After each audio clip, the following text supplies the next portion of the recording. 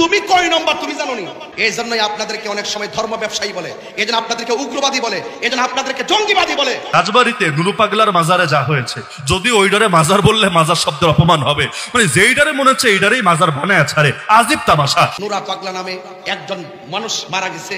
যদি তার জীবনে অন্যায় করে থাকে, তার জীবনে যদি শিরিক করে থাকে, তার জীবনে যদি ভণ্ডামি করে থাকে, তার জীবনে যদি কোনো ধরনের কুফরি করে থাকে, সরাসরি বহির্ভূত করে থাকে, সে যদি একদিন করে থাকে, এক মাস করে থাকে, আপনি মুসলমান হিসেবে দরকার ছিল বাংলাদেশের প্রচলিত আইনে তার বিরুদ্ধে ধর্ম অবমাননার মামলা করে তাকে গ্রেফতার করানোর কথা বলেন, ঠিক কিনা?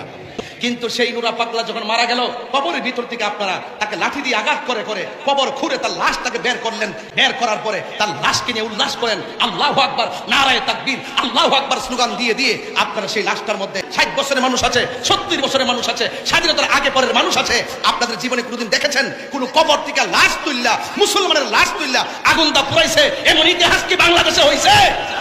আমরা কি বাংলাদেশ দেখছি? আমরা কি দেখছি? এই জন্যই বলে যে ইসলাম ছিল শান্তির ধর্ম, আজকে ইসলাম ধর্মটারে উগ্রতার দিকে নিয়ে যাচ্ছেন। ইসলাম একটি শান্তির ধর্ম, মানবতার ধর্ম। এই জন্য আমি বলবো, প্রশাসনকে বলবো, এই ঘটনার সাথে যারা জড়িত তাদেরকে অনতিবিলম্বে আইনের আওতায় আনার জন্য কথা বলেন, ঠিক না বেঠিক? আজকে আপনি কোন ব্যক্তি ভণ্ড, কে ভালো মন্দ যখন মারা যায় তখন সেটা আল্লাহর হাতে ছেড়ে দিতে হয়, কথা বলেন, ঠিক না বেঠিক? আপনি বলুন তো, একটা মানুষ মারা যাওয়ার পরে কবর থেকে উঠায় আগুন ধরানো কি ইসলাম অ্যালাউ করে? কথা বলে অ্যালাউ করে?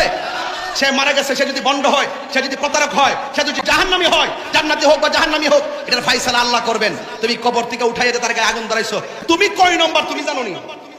এই জন্যই আপনাদেরকে অনেক সময় ধর্ম ব্যবসায়ী বলে, এই জন্য আপনাদেরকে উগ্রবাদী বলে, এই জন্য আপনাদেরকে জঙ্গিবাদী বলে, এই জন্য আপনাদের প্রতি মানুষের আস্থা বিশ্বাস দিনে দিনে উঠে যাচ্ছে, সত্যিকার ইসলামটা কলঙ্কিত হচ্ছে, কথা বলেন, ঠিক না বেঠিক?